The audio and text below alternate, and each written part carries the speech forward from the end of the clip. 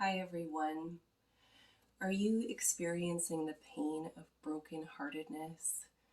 Today I'm going to share with you three ways that I've used, or three steps that I've used to heal from a broken heart. And unfortunately, I've had to use this many times in my life. Um, I guess it's just part of my journey of having to have let go of so many different people that meant something to me in my life. And now I'm going to share it with you. Currently, this is something I'm practicing.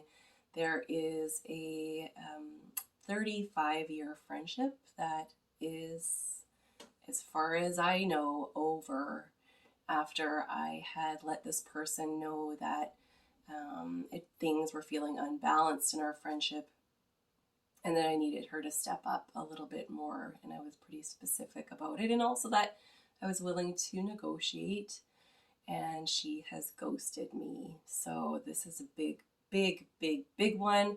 So I know what I'm talking about. My name is Lenora Lennon, and I help people shift into a paradigm of possibility. Let's get started.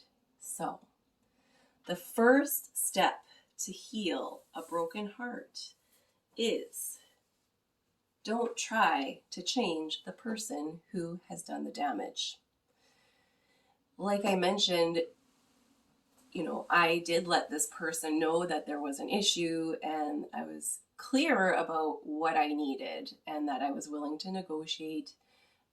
So you definitely, if someone's hurting you and they don't know it, you could definitely let them know. Um, it might not be the easiest thing to do. I personally, in this instance, I ended up writing them a letter.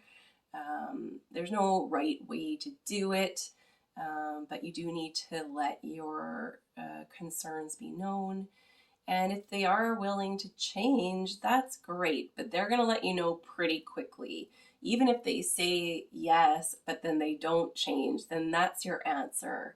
That's actually a really great tip I've heard along the way. Like, you can ask for what you want, uh, and even if the person says yes, if they don't do it after asking once, then that's your answer.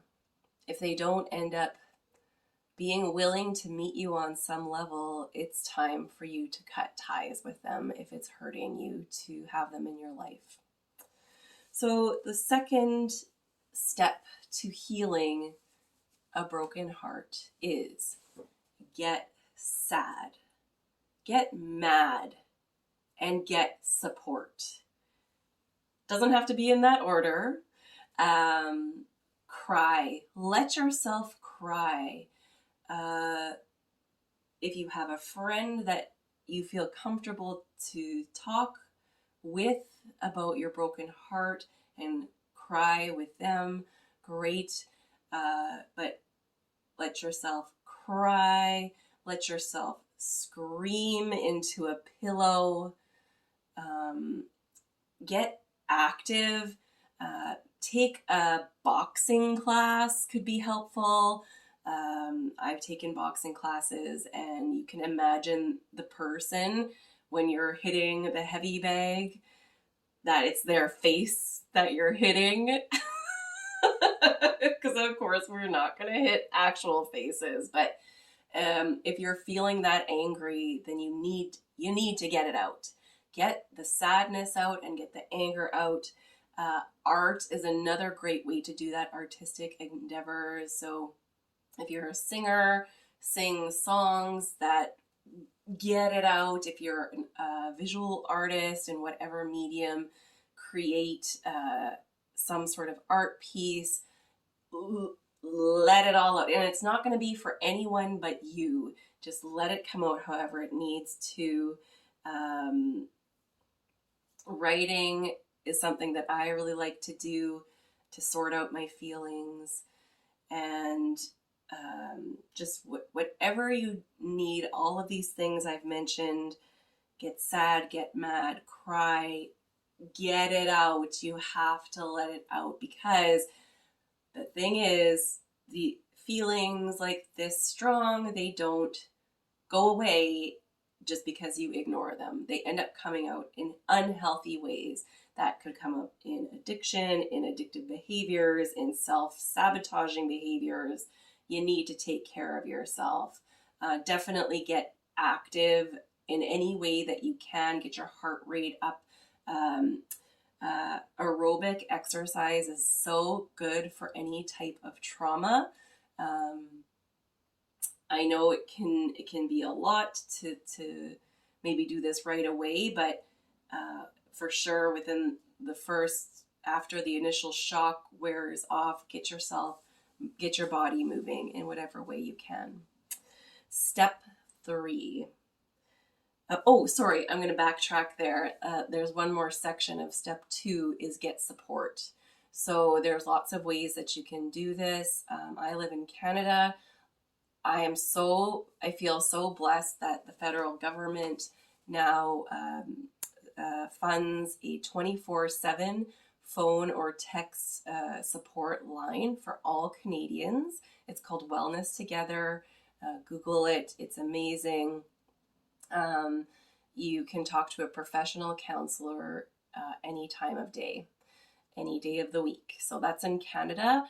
But if you're local, if you don't have that, or if you do have a therapist, of course, this is something you're going to want to talk with them about. Safe friends, our friends and family love us very much, but they're not always the right person.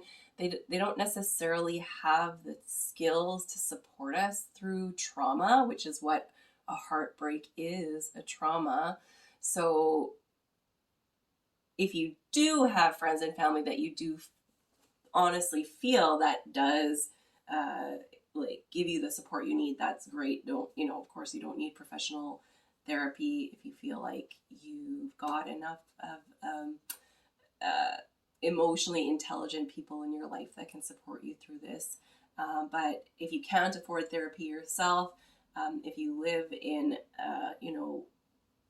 a country where social services are fairly accessible, there is usually social support available at low or no cost, or group therapy, online group therapy. You can Google online support for a heartbreak or a broken heart, and I am guessing there's going to be something that you can find. Where there's a will, there's a way.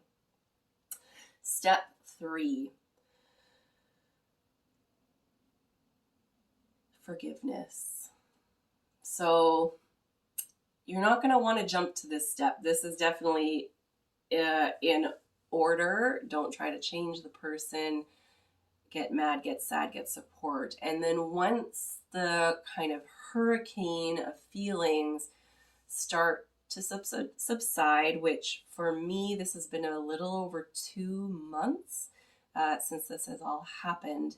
And it's only now that I'm really getting the able to get the detachment from the person and recognize that hurt people. So I know that I didn't deserve to be ghosted.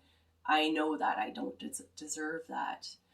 But I also know that this person's capacity is limited for difficulties, because she has a lot of difficulties in her life. And I'm not condoning her ghosting me at all. I think that for a friendship, a 35-year friendship, that there should have been some way for her to make time to address it. But she didn't. So, and I know that that's coming from a hurt place in her, the hurt that she's experiencing. It's not personal to me. So it's just a good thing to consider that hurt people hurt people. And I mean, I'm not saying that I'm perfectly innocent. I'm sure I've done her wrong at times over the years. unknowingly, because we're all hurt people on some level. So, but depending on how much hurt we have in our hearts that we haven't addressed, the higher our capacity for hurting others.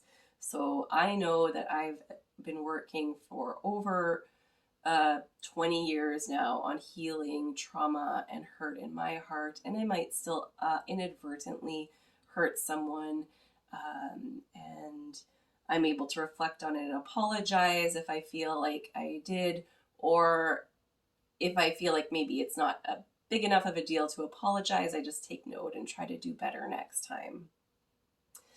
So, and there's this wonderful adage that to forgive is to set a prisoner free and discover that prisoner is you.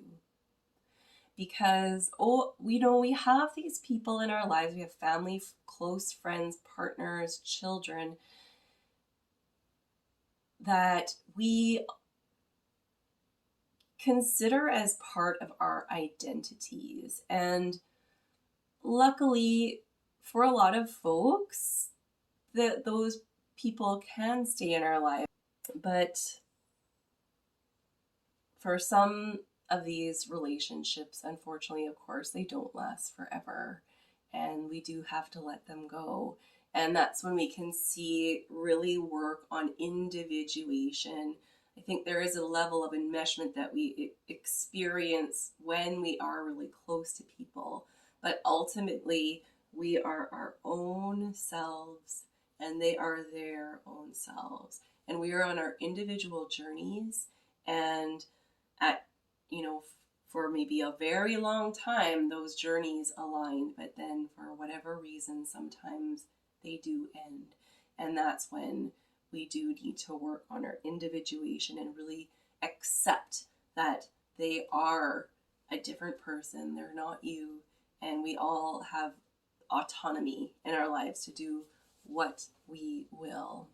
So, thank you everyone for tuning in today. I hope this helps. I know it will if you take the time to do these steps that I've outlined. And please like and subscribe. Thank you so much. Have a wonderful day.